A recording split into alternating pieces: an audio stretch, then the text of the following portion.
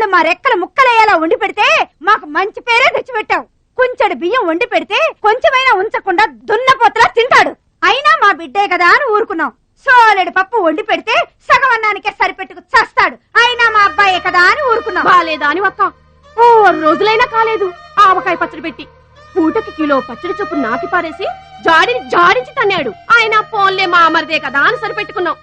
పచ్చళ్ళు మింగితే సరిపెట్టుకుంటాం గాని పరువు మింగుతుంటే ఎలా సరిపెట్టుకుంటామండి? ఏమండి, ఉంటే ఇంట్లో అతనన్నా ఉండాలి, లేదా మేమన్నా ఉండాలి. తేల్చుకోండి. రాక్క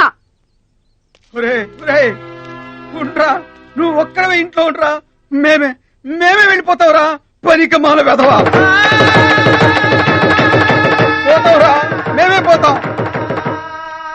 ఆగండి అన్నయ్య, నేనే వెళ్ళిపోతాను.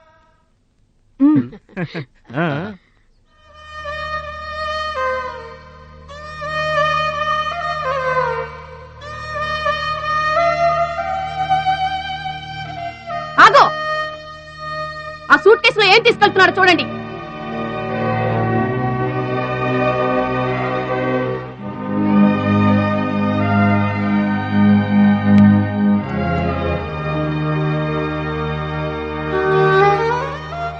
అన్నయ్య,